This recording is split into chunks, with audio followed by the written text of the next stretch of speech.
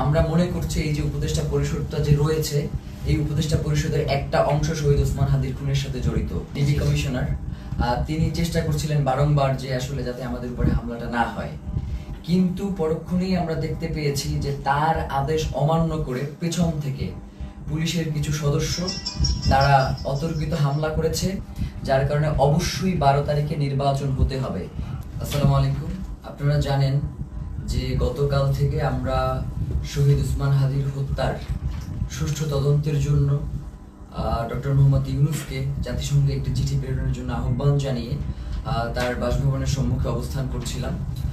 আমরা খুব গুটি কয়েক মানুষ সেখানে ছিলাম এবং আমরা পুরো গতকাল 4টা থেকে আজকের এই সময় পর্যন্ত শহীদ ওসমান হাদির স্ত্রী, তার সন্তান এবং আমরা পুরোটা সময় ধরে কিভাবে শান্তিপূর্ণভাবে আমাদের এই দাবিটা আদায় করা যায় সেটা নিয়ে আমরা আমাদের মতো করে এগোচ্ছিলাম।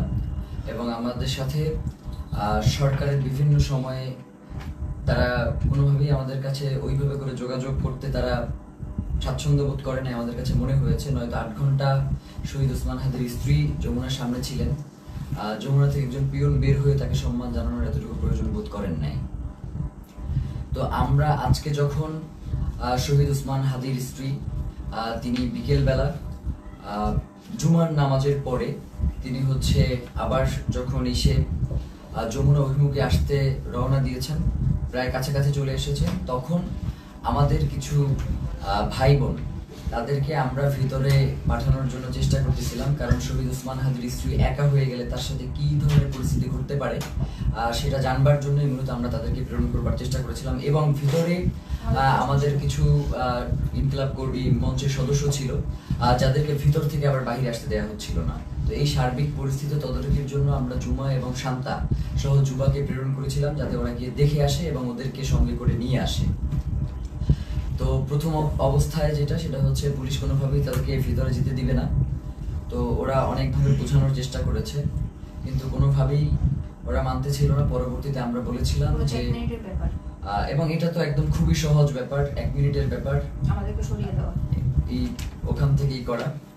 তো ওরা কি করেছে, জুমা এবং শান্তার গায়ে হাত তুলেছে এবং দেখবেন যে শান্তাকে গলা চেপে ধরেছে এবং জুমার পুরো গালে তারা তাদের খামচি দিয়েছে আর কি, মানে এইটা কি, এবং বুট দিয়ে ওদেরকে রাস্তায় পাঠিয়েছে।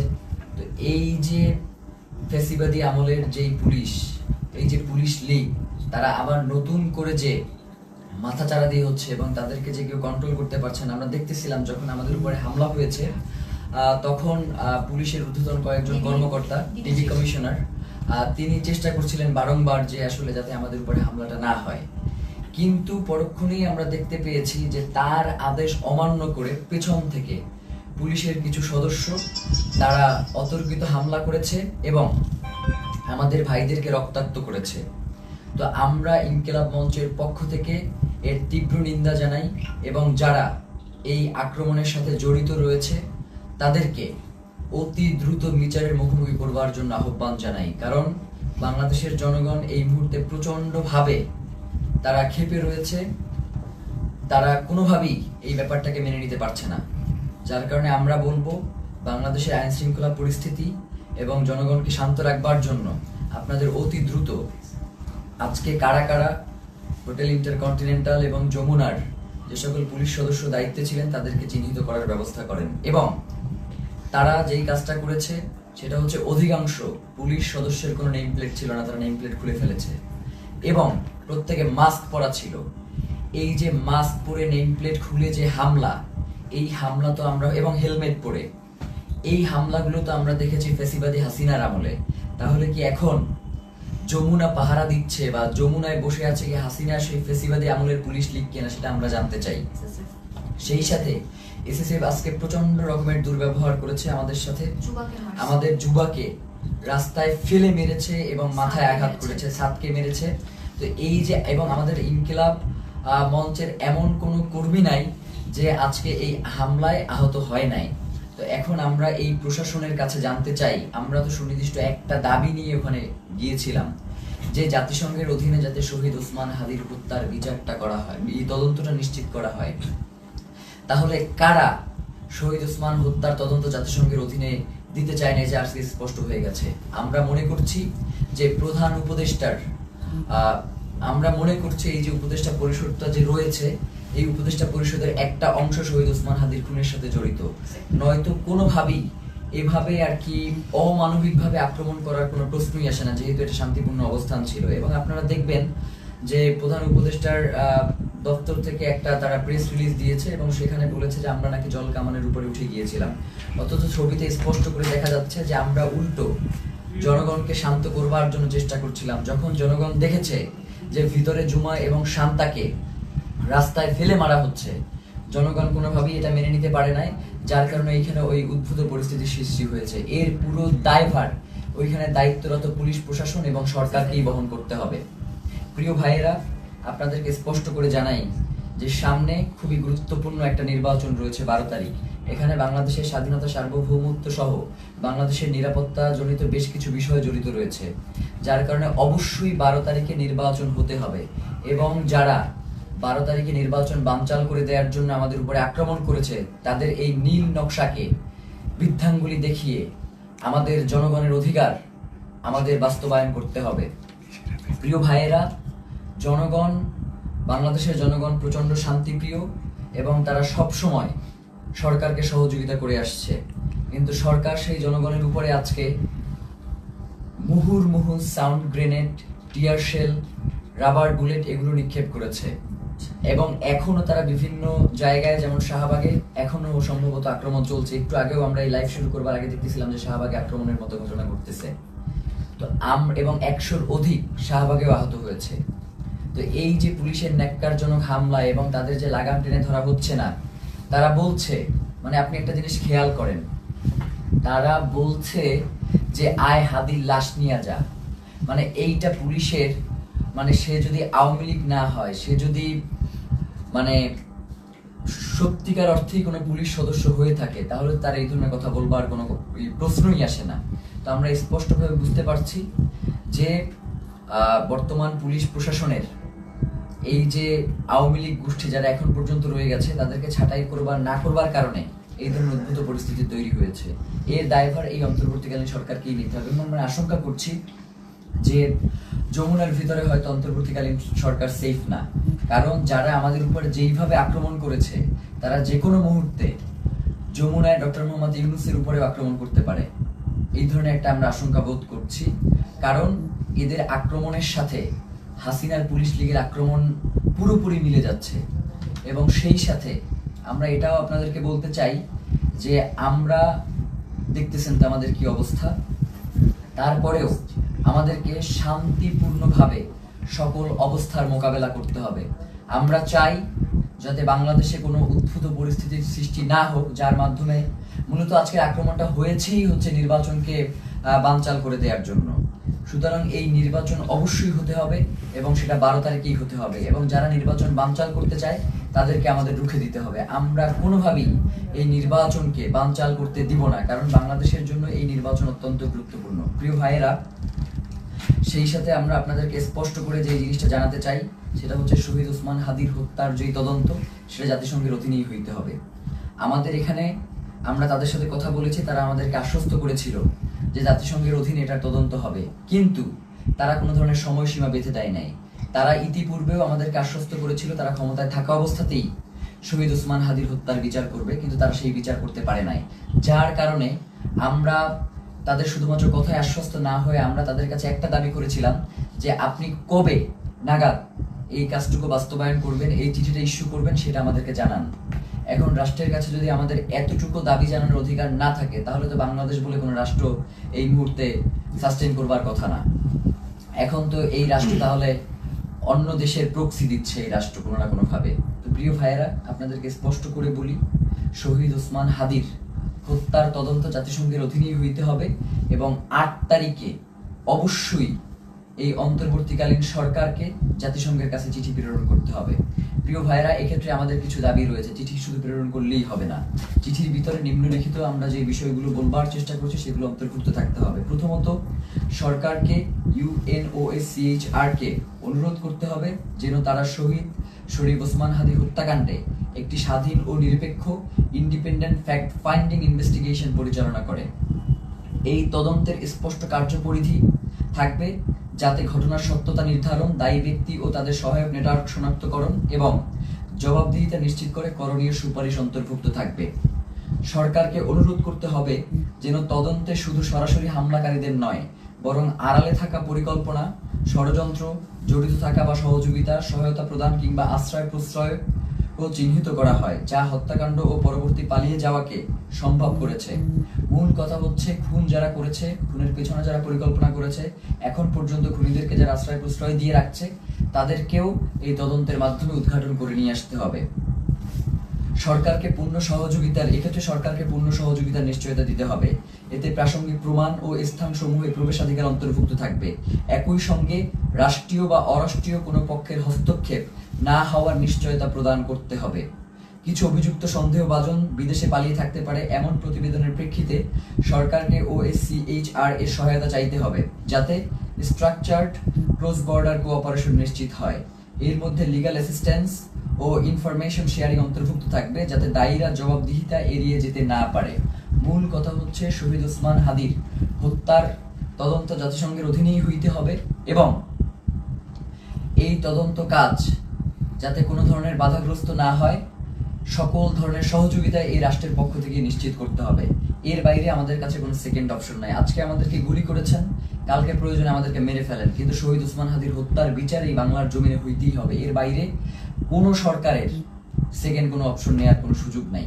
প্রিয় ভাইয়েরা, আপনাদেরকে বলি, এই যে আজকে আমাদের উপরে যে ন্যাক্কারজনক হামলা হয়েছে, এই ন্যাক্কারজনক হামলার পিছনে কারা রয়েছে, কারা আমাদের উপরে অতি উৎসাহী হয়ে আক্রমণ করেছে এবং আমাদের ভাই বোনদেরকে, মানে একটা মানুষকে আসলে কতটা বাড়ি দেয়া যায় লাঠি দিয়ে, আমরা এটা প্রশাসনের কাছে জানতে চাই। একজন মানুষকে আমি ভিডিওতে দেখেছি 30 থেকে 32টা বাড়ি দিয়েছে। যতক্ষণ পর্যন্ত সে ওইখান থেকে নিরাপদ দূরত্বে না যাইতে পারছে, ততক্ষণ পর্যন্ত একজনের পরে আরেকজন তাকে আঘাত করতেই ছিল। ব্যাপার যেটা করতেছে সেটা হচ্ছে, আমাদের কাছে মনে হচ্ছে যে এই প্রশাসন এখন আর অন্তর্বর্তীকালীন সরকারের কথায় চলে না। এই প্রশাসনকে কেউ নিয়ন্ত্রণ করছে। সেই নিয়ন্ত্রক কারা, সেটা বাংলাদেশের জনগণের কাছে সরকারকে জানাতে হবে। নয়তো এই সরকারের অবশ্যই দায় থেকে যাবে যে কারা জুলাই জনতার উপরে এই আক্রমণটা করলো। তারা শহীদ ওসমান হাদীকে হত্যা করতে পারে নাই। শহীদ ওসমান হাদীর হত্যার বিচারের দাবি যদিও জানানো না যায়, তাহলে তো এই রাষ্ট্র সামনে ফাংশন করবে না। এবং আমরা ইতিমধ্যেই দেখতে পেয়েছি যে রাজনৈতিক দলগুলো থেকে এই আক্রমণের ঘটনার ব্যাপারে প্রচন্ড উল্লাস প্রকাশ করা হচ্ছে, আপনারা দেখেছেন। আমরা আপনাদেরকে স্পষ্ট করে জানাই, এই 12 তারিখ ভোটের মধ্য দিয়ে তাদেরকে আপনাদের একটা স্পষ্ট বার্তা জানান দেওয়ার সুযোগ রয়েছে। আপনারা 12 তারিখ তাদেরকে ভোটে পরাজিত করে ইনসাফ ও বাংলাদেশের স্বাধীনতা সার্বভৌমত্বের একটা রাষ্ট্র গড়ে তুলবেন, এমনটাই আমাদের প্রত্যাশা। এবং গণভোটে অবশ্যই আপনারা হ্যাঁ দিবেন, কারণ জুলাই সনদ বাংলাদেশের জন্য অত্যন্ত গুরুত্বপূর্ণ। এর সাথে বাংলাদেশের স্বাধীনতা সার্বভৌমত্ব, সীমান্ত, নিরাপত্তা সবকিছু জড়িয়ে আছে। যার কারণে জুলাই গণভোটে আপনাদেরকে অবশ্যই হ্যাঁ দিতে হবে এবং যারা সৎ এবং যোগ্য, তারা যে দলেরই হোক না কেন, তাদেরকে ভোট দিয়ে আপনাদেরকে ইনসাফের বাংলাদেশ প্রতিষ্ঠার জন্য ক্ষমতায় নিয়ে আসতে হবে। এবং সাধারণ জনগণকে আপনারা আহ্বান জানাই যে আপনারা 8 তারিখ পর্যন্ত একটু ধৈর্য ধারণ করুন, যেহেতু সরকারের পক্ষ থেকে স্পষ্ট বিবৃতি দেওয়া হয়েছে যে 8 তারিখে তারা জাতিসংঘের কাছে এই চিঠি ইস্যু করবে, প্রেরণ করবে। তো এবং তার আগে অবশ্যই এই চিঠি প্রেরণের আগে এই চিঠিতে তারা কি লিখেছে সেটা আমাদেরকে দেখাতে হবে। এইটা না দেখিয়ে কোনো ধরনের ছল চাতুরি মার্কার চিঠি কোনো প্রেরণ করা যাবে না এবং এটা অবশ্যই আমাদেরকে নিশ্চিত করতে হবে। প্রিয় ভাইয়েরা, বাংলাদেশের স্বাধীনতা সার্বভৌমত্ব এবং ইনসাফের লড়াইয়ের জন্য শহীদ ওসমান হাদী শাহাদাত বরণ করেছেন। আমাদেরকেও যদি শাহাদাত বরণ করতে হয়, আপনারা ইনসাফের এই লড়াইকে কোনোভাবেই থামিয়ে দেবেন না। ইনসাফের এই লড়াই আমাদেরকে অবশ্যই চালিয়ে নিয়ে যেতে হবে যতদিন পর্যন্ত আমরা বাংলাদেশের আজাদীকে টিকিয়ে রাখতে আমরা চাই। আমার আশেপাশের 2 জন প্রচন্ডভাবে আক্রান্ত হয়েছে, আমি নিজে আক্রান্ত হয়েছি। আমার এবং আমাকে এবং প্রত্যেকের মাথা টার্গেট করে, এই যে আমার পাশে সালাউদ্দিন আম্মার বসে আছে, ওকে মাথা লক্ষ্য করে গ্রেনেড নিক্ষেপ করা হয়েছে, কিন্তু আল্লাহকে বাঁচিয়ে দিয়েছে যে সেটা জায়গা মতো ওরা নিক্ষেপ করতে সক্ষম হয়নি। ওর মুখে সেলাই দিতে হয়েছে, ওর হাতে ব্যান্ডিজ, জুমার গালের প্রত্যেকটা জায়গা আছড়ানো, মাথায় বাড়ি দিচ্ছে, শান্তাকে গলা টিপে ধরেছে,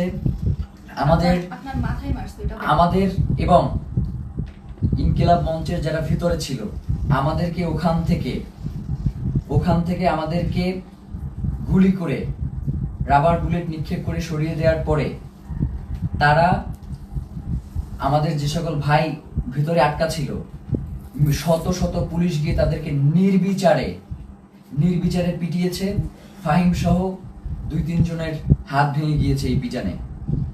আমরা আমাদের আরেকজন কর্মী যার অবস্থা খুবই সংকটাপন্ন ছিল, যাকে অক্সিজেন দিয়ে তারপর হসপিটালে নিয়ে আসতে হয়েছে এবং তাকে প্রচন্ডভাবে মাথায়, হাতে, কোমরে সব জায়গায় এত পিটানো হয়েছে যে সে এখন ট্রমাটাইজড।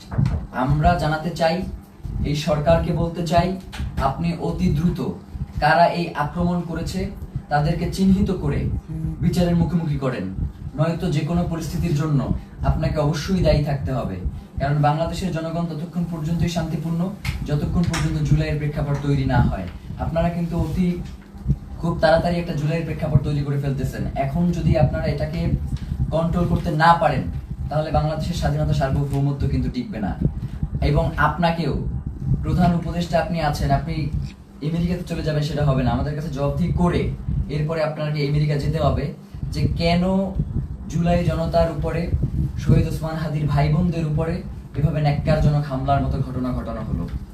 ছাত্র ভাইদেরকে উদ্দেশ্য করে বলি যে আমাদেরকে ধৈর্য ধারণ করতে হবে এবং আমাদেরকে এই লড়াই কৌশলের মধ্য দিয়ে আমাদের যাতে মনোবল ভেঙে না যায় আমাদেরকে সে ব্যাপারে সচেষ্ট থাকতে হবে। এই লড়াই তো একদিনের লড়াই না, আমাদের আজাদির লড়াই চলছে এবং আজাদির এই লড়াই চলবে। আমাদের এখন পিঠ থেকে গিয়েছে, আমাদের আসলে আর পিছনে যাওয়ার কোনো সুযোগ নাই। এখন থেকে আমাদেরকে সামনেই এগিয়ে যেতে হবে। 8 তারিখ পর্যন্ত যেহেতু সরকার সময় চেয়েছে, আমরা সরকারকে সেই সময়টুকু দিলাম। সে যদি এই সময়টা আগেই ঘোষণা করতো তাহলে তো এই ধরনের কোনো পরিস্থিতি তৈরিই হতো না। যার কারণে আমার কাছে মনে হয় যে সরকার ইচ্ছাকৃতভাবে এই ঘটনা ঘটিয়েছে, এর দায়ভার সরকারকেও বহন করতে হবে। বাংলাদেশের জনগণ এই অন্তর্বর্তীকালীন সরকারকেও ছেড়ে দেবেন, এটা বলে দিলাম। আজকের মতো আমরা সবাই প্রচন্ডভাবে আহত অবস্থায় এখানে বসে রয়েছি। ফাহিমের দেখেন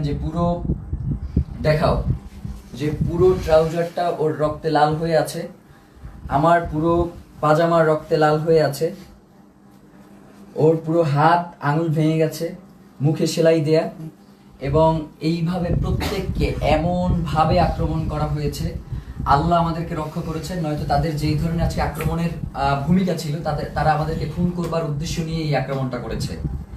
তো আমরা আমাদের এক ভাইকে হারিয়েছি, আমাদের কোনো এরপরে যদি আমরা আমাদের কোনো ভাইকে হারাই, এরপরেও নির্বাচন হইতে হবে, নির্বাচন পেছানো যাবে না। নির্বাচনের পরে যে রাজনৈতিক দল ক্ষমতায় আসবে তারা যদি এই ব্যাপারে কোনো সুষ্ঠু পদক্ষেপ না নেয়, আমরা শুধু বলি ব্যাপারটা এমন না, আমরা তাদের জীবনকে জাহান্নাম বানাই দিব বলছি, তাদের জীবনকে জাহান্নাম বানাই দেবো, এই কথা বলেই শেষ করলাম।